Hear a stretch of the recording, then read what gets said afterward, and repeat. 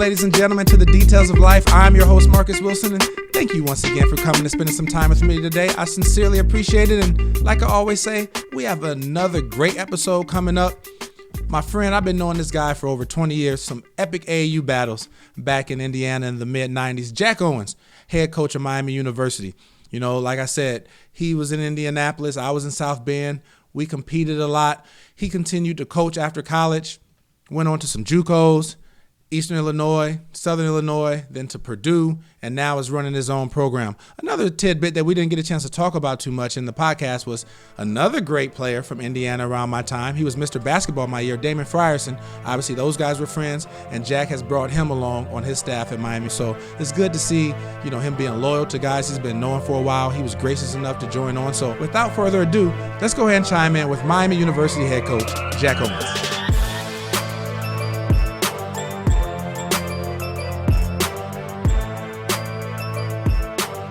Like I just prefaced, ladies and gentlemen, today we have an old friend of mine, head coach of Miami University, Jack Owens. How you doing, Coach? Doing great, man. How are you? Man, I'm awesome, man. Ready to get started into this. This is good to have a podcast with somebody I've been knowing for so long, who has some great battles in high school, which that's a whole nother podcast we should get into. But, man, just want to kind of start with how did you get into coaching? And if you could tell the people, where all have you been leading up to this position where you're at now at Miami University? Like you mentioned before, you were a really good player, man. Obviously, everything you've been able to do, or was able to do as a player, speaks for itself. 2,000-point score, and you're right, man. The battles were great, but I appreciate you having me on. First of all, second of all, man, just very fortunate to get in coaching. I've been able to work for a lot of people I played for. I think I was fortunate from the standpoint they thought enough of me to give me opportunity. I went to Murray State as a freshman. And then I transferred to a junior college because I didn't want to sit out at Howard in Texas. And then I went on to Eastern Illinois to play for Rick Samuels, one of the best coaches around. And obviously we played against each other when I was at Eastern. You were at Evansville. But at the end of the day, I was very fortunate for Tommy Collins, who I played for in junior college, to give me a call. I'll never forget the day. He actually was an assistant, and I'm just getting out. I was a student assistant my last year at Eastern, but then he gives me a call. I'm in the barbershop, and he gives me a call and he says, Jack, are you going to come be my assistant? And I was like, absolutely. Sometimes you need a break like that to go play for someone or go work for someone you play for. But at the end of the day, it was an opportunity. I jumped on and I was able to move on from there. So your first 3 years in coaching, you moved each year. Right. And we know that sometimes you need to do that to continue moving up, and it's obviously worked. But, for people who are wanting to get into coaching, I always talk about this. Guys see coaches as head coaches and they think, oh, this is this great glamorous life or whatever. They didn't see the grind. They didn't see when he was starting off as a restricted earnings coach or not making very much at a JUCO or whatever. But as you were moving, was it difficult to uproot every year and go somewhere else? And what is your thought process when you're getting into the game and you have to make moves for any of these coaches out here that may be interested in that? It was very difficult, Marcus, just from the standpoint you're uprooting your family. And you mentioned you're starting out. I'll never forget, I made $486 a month as a junior college assistant coach, with a degree and those kind of things. But at the end of the day, that's the sacrifice, you make, because you don't get in coaching for the money. First of all, if you're a coach, a lot of coaches are in it for the right reason. I truly believe that. But uprooting your family, my family was the hardest part because, you're somewhere for 10 to 12 months, and we were leaving every year. And I was very fortunate to have those opportunities. I went to Howard. I was at Howard Community College, and I went to Barton Community College for 8 to 9 months. And then I went on to Eastern Illinois where I played, where Coach Samuels gave me opportunity to be a Division I assistant coach. And then that did give you your opportunity. Before I go on, I need anybody out there listening, to hear what the man said. $486 a month. That's what it takes if you want to sacrifice. Just like players have to sacrifice when their friends want to go to this party or they want to do that, and a player has to say, nope, I'm going to the gym. I'm going to the weight room. It's the same thing these coaches have to do when they're making decisions on what they have to do. So I think that's important to bring out. But you did get your opportunity at Southern, and while you were there, had a great stretch, 5 years, 5 postseason tournaments, coaching under associate head coach at Kansas State now, Chris Lowry. Then you went on to Purdue, some more successful years, and another Sweet 16. So what are some of the things that you learned from those guys that helped prepare you, enable you to be a head coach now? Yeah, once again, man, the opportunity presented itself with Coach Matt Painter. You know, he was assistant coach at Southern Illinois, but then he became the head coach. And I was one of the first guys he called to come be his assistant. And we had a great year. Obviously, you know, we go 17-1 in the league. We go to the NCAA tournament. Then coach get the call from Purdue. And he goes on to be associate head coach in waiting. You know, obviously Coach Katie was going to retire. And then Chris Lowry comes in. So my first year was with Coach Painter there. And then Chris Lowry comes in and I stay on, and we have 4 more great years. And you're talking about 5 years of either winning the league or winning our conference tournament or going to some postseason play. If it's, you know, we went to 4 NCAA tournaments and 1 NIT, just winning at a high level. And from those guys, and obviously going on from Southern Illinois, and it was tough to leave. You're talking 5 years of a lot of winning. You know, we had a great church home, friends and family were connected down there, and they're friends to this day. But it was tough leaving Southern Illinois because of the success we were having and those kind of things. But then I go on back home to Indiana area to Purdue, and I'm there 9 years with Coach Painter. And you asked the question, what did I learn from Chris Lowry and Matt Painter? First of all, Chris Lowry is one of the best defensive minds I've ever been around. You know, he's obviously the associate head coach at K-State, but he's a great coach, a great mentor, a great friend of mine. And then Matt Painter, arguably, I think is one of the best coaches in college basketball from the standpoint of being able to manage a team and do it the right way and, you know, run a program the right way. And, you know, those are the things I take from those guys. But every coach I work for, I've been able to take things from. You know, Rick Samuels was a great offensive-minded coach when, you know, we ran motion offense and those kind of things. And Coach Tommy Collins, who I worked for in junior college my first year, was a great defensive coach as well. So every coach I played for, I've been able to take things from. But obviously spending so much time with Chris Lowry and Coach Matt Painter, you know, those guys have meant so much to me. And that's part of the reason why was able to be a head coach here today. Yeah, man, you're part of a great coaching tree. And I was talking with Brian Mullins the other day, and he was saying that you were one of the reasons why he went to Southern, because Coach Painter was there recruiting him, and then he left. And he said, with you still being there, you were already involved in the recruitment process, that he had a good relationship with you guys. And you guys have been doing a heck of a job of recruiting. And I could imagine you getting a chance, people who don't know how good you were in high school in Indiana, you getting a chance to come back to the state of Indiana, near Indianapolis, where you're from. It was just a natural fit for you at Purdue. So, you know, you did get your opportunity in 2017 to become a head coach. But I often wonder, like, I know just me, when I'm even in the business world, when I'm in a role and I go from one of the guys to now the manager, or as a teammate, I go from one of the guys to now the team captain, and there's just more responsibility. You were an assistant for 17 years, from 2000 to 2017 at various programs. Then you get your opportunity to be a head coach. What was the transition like, and was it difficult jumping from being the assistant coach to now being the head man of the program where the buck stops with you? Right. Great question. From the standpoint, first of all, Coach Painter, you know, he delegated a lot of things to me. You know, he was preparing me to be a head coach. Very fortunate to work for someone who allowed you to have input and preparation and everything that go along with running a program. And he allowed me to you know, learn and grow as a coach underneath him. So it's just not X's and O's. You know, you have to be able to make decisions. Every decision that comes through the program, if it's from camp, if it's from how you're going to travel, how you're going to eat, all those things are required for you to make the decision. And as an assistant coach, you know, you have all the great ideas and you know, you want to do these things. You give them to your head coach, but at the end of the day, the buck stops with you and you have to make the final decision. And just time away from, you know, recruiting and just coaching on the court.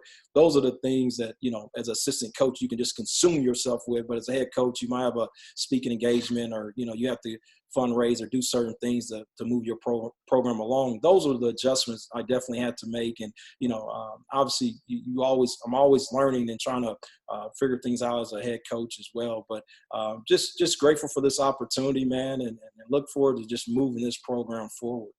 Yes. Well, speaking of moving the program forward, your first year there, had some good results, was able to go to the postseason tournament in the CBI.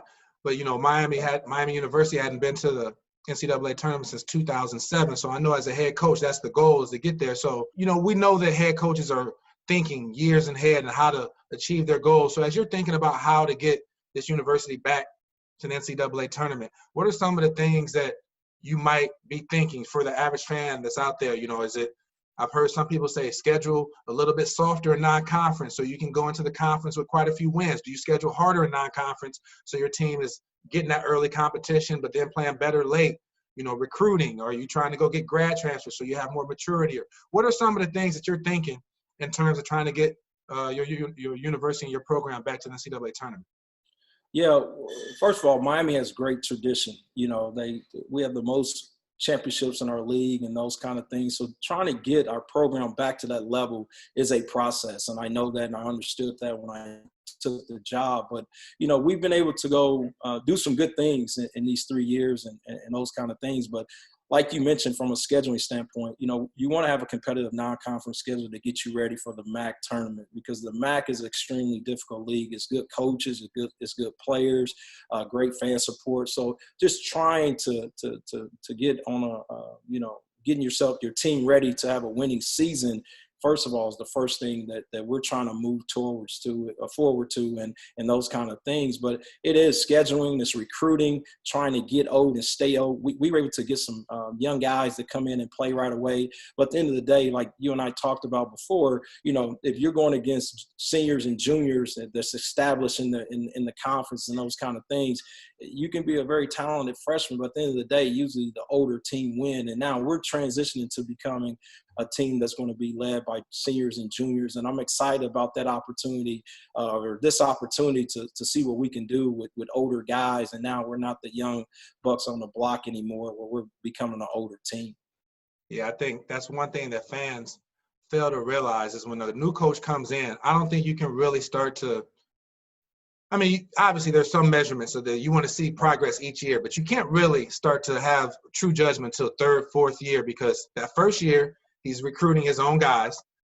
So by year 3, they just finished their sophomore year. So going into year 4, that's when you should start to see some results, or that's when you hope to start seeing some results. Like you said, get old, stay old. You got physically and mentally more mature guys. And I think you're going into that phase, man. So I'm excited to see, what you're going to do. I got full confidence in you. But outside of basketball, we know that the goal is probably to win a conference championship. You've always been a leader, a great leader on the court, obviously as a coach. So for your team and your program, do you have any other goals besides winning the conference championship? And if so, what are they? Yeah, and every year our goal is to win the conference. That is our goal. Our ultimate goal is to win the conference. And obviously, by winning the conference, you're putting yourself in position to go to the NCAA tournament. That's obviously another goal of ours. And since we've been here, it's like a roller coaster ride where you're up and down and those kind of things. And I truly believe to become a winning program, you have to be consistent. And that's where we've been lacking. Like you mentioned, when you have young guys and who haven't been through it for 3 or 4 years, there are going to be some inconsistent play at time. And now we're becoming an older team. Hopefully we can become a consistent team that win on a regular basis in our league and outside of our league. So our goal is to win our conference and then obviously to play the NCAA tournament. But from a big picture standpoint, we just want to be able to move our program forward in the areas that you and I are discussing. And obviously having a winning season is very important to us, because Miami's a great place, great tradition. I'm very fortunate to be here and look forward to moving it forward with the guys that we have who are completely bought in. The one thing is, you listen to a lot of people speak and talk, and, Doc Rivers speaking last night, I was following on Twitter, he talked about complete buy-in from everyone. That's not, that's players, that's administration, student bodies. Like, those are the things when you take over a program, not only are you trying to improve your team, but you want everyone on the same page, because it's hard enough to beat the guys in your league by themselves. So at the end of the day, if you can have complete buy-in from the top to the bottom, that's how you move a program forward. And that's what we have in Miami. Like I said, very fortunate to be here, and look forward to just moving the program forward to where it's a championship program on and off the court. Since I arrived, we've been around a 3.0 GPA as a team. Miami's a great academic institution. Those are the things that we're proud of. We had a guy that we signed when we first got here, and Bam Bowman, who was our only senior this year. He's getting his degree. Those are the things that as a program and as a coach, I'm just as proud of as well, from our guys doing things the right way and how they conduct themselves in the community and those kind of things, and just continue to move the program forward to make everyone proud. I hear you, man. That's good to hear you talking about academics, because that's what, as the head coach, man, you want to see your players graduating and turning out. If they can play pro, great. If not, make sure they're valuable contributors to society. And so that's awesome, man. So speaking about next year, do you have any guys next year coming in, transfers, guys who are sitting out, incoming freshmen, or any guys returning that you think could have a breakout year? And obviously the expectation, like you said, is to win the championship. But what are some of your thoughts on next year's team and some of the guys you got? Yeah, I'll start with who we had sitting out. James Beck, I think our fans and people are going to know around college basketball as he's an excellent player. He's about 6'7", 6'8", big-time rebounder, motor. He's skilled, can score with his back to the basket. Javen Etzler, he broke his foot. He's a 6'7" guy as well, who can really stretch the floor with his shooting ability. He's a guy who only played in a few games, and he broke his foot. And, he just got healthy towards the end of the year, and we're hopeful that he will get his redshirt year back. But those two guys were here, and they were able to practice and be around us every day in games and those kind of things. So we're excited to get those guys. And then we're able to sign two guys. Jackson Owens is right outside the Cincinnati area. He's a 7-footer who can score with his back to the basket.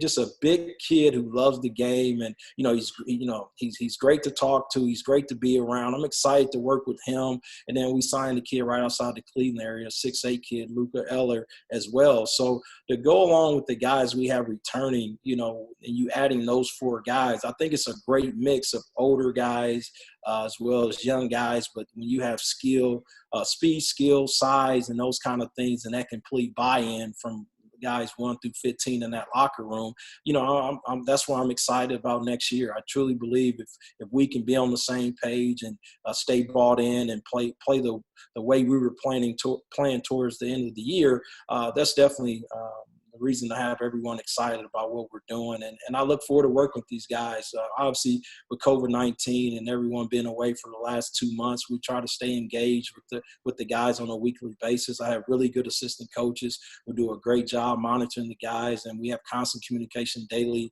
as a staff. So just moving everything forward, definitely with the guys that we have returning and the guys that we're adding, it's definitely an exciting time in Miami basketball. That sounds like it, because you named some guys with some height, some length, right. And whenever you can get a 7-footer, I don't care what league you're in, if you get a 7-footer that loves the game, not right. Just a guy who's just been playing his whole life because he's been bigger than everybody, but if he's 7 feet and loves the game, man, you can really cause some damage to that. So I'm excited to see the product next year. So in closing, Coach, I always ask guys, it's called the details of life, trying to get to some of the details that have made you successful, and you've had a lot of success throughout your career on the court, as a player, coach. And so are there any habits or daily routines that you do or have done that you think have contributed to your success? Yeah. First of all, the opportunity, our Lord and Jesus Christ for this opportunity, man, I thank every morning, strong faith. I tell people all the time, it's my faith, family, and basketball. I don't have a lot of hobbies, so I'm consumed with the game. And, I just want to, wake up every day and do the right things, but I also want to have fun with our guys. So, just trying to put them in position every day is what keeps me going and getting this program, to winning ways. But yeah, those are the things I do, man. I'm kind of boring, man. Marcus, growing up, man, we we played ball, and that was about it, man. You fought through things that when things didn't go your way, and winning consumes me. Basketball consumes me, rather, where I just want to win, but do it the right way. But those are the things, man. Every morning, if I'm here in town, I take my daughter to school every morning, because you never know, in coaching, she might go to bed before I get home. So anytime I can do those things as far as dropping her off at school and try to stay in touch, with my family to the best of my ability, is what I try to do on a daily basis. And, I have a daughter who's actually going to be a senior in college, believe it or not. So, those kind of things, man, as a coach, you're away from them so much, it's hard, but you try to just stay in contact with them on a daily basis as best as you can, and just let them know you love them. But those are the things I try to do on a regular basis. Man, it's funny you said that Faith Family Ball here at my YMCA. I do a mentorship program for kids in the community who may not have a membership to the Y, and I open up my Y to them every Saturday. And the name of the group, I partner with the guy. The name of the group is called God Fam Ball. God first, family second, ball third. It's the same thing you just said, Faith Family Ball. So maybe I can get you to pop on and be a guest speaker to them one day, man, to reinforce what we're talking about, because those are the things that are important in life. Appreciate you making the time today, Coach. And, man, I enjoyed hooping against you, man. It's been great to see your evolution and your growth in the coaching game. So I'm rooting for you, man, and good luck to you the rest of the summer and next year, Coach. I appreciate you, man. And obviously what you're doing, man, this is great as well. Marcus, you've been successful in everything that you've done over your career, man. I know whatever you put your mind to and you work at, I know you're going to be successful as well, man. So I appreciate you having me on, man. And likewise, if I ever can help in any way, man, don't hesitate to reach out, man. I'm there. Obviously respect you as a player and a person. Anytime I can help, man, feel free to hit me up, man. But I appreciate you having me on, and thank you. For sure. Will do, man. That's what happens when you have those strong AAU games between Tiffany's and Municipal Gardens, my man. Right. For sure, man. All right, bro. Well, take care, man. Like I said, good luck to you, and we'll talk to you soon. Appreciate you. Thank you. All right, bro. Thank you so much, Jack, for coming on and sharing those stories, and I really appreciate it. Like you said, your team is getting at that ripe stage where you got some talent coming in, you're getting older, you're more mature, and so I'm expecting big things. I have full confidence in you, brother. Moving on, guys. I'm telling you, I'm not slowing down. I tell you that in maybe 1 week you think, oh, this is going to be a not-so-good week. Well, wrong. I'm bringing on Porter Moser, head coach at Loyola, Final Four coach. You guys remember that epic run Loyola made. We also have Kevin Keats from North Carolina State coming on. And I also was able to just recently catch up with an old friend of mine from Evansville when he was doing TV there when I was playing. He's now a Fox Sports host for NASCAR, does the Infinity Series. If you follow NASCAR, you know Adam Alexander, right? He came on. We had a chance to talk about NASCAR, the state of where it's at right now because they're in season, and obviously had to talk about Bubba Wallace. Wouldn't be an interview without talking about that, and he gave a really good, honest answer about that. So make sure you tune in for all of that. All these guys are coming in. They're telling their stories. They have different backgrounds and some different sports, but at the end of the day, they're giving you the details of how to be successful because you know what? That's right. Greatness is in the details, guys. Continue to like, subscribe, and share so you know when the episodes drop. Tell everybody what we're doing. Come back next week. Can't wait to see you. Have a great week. Peace.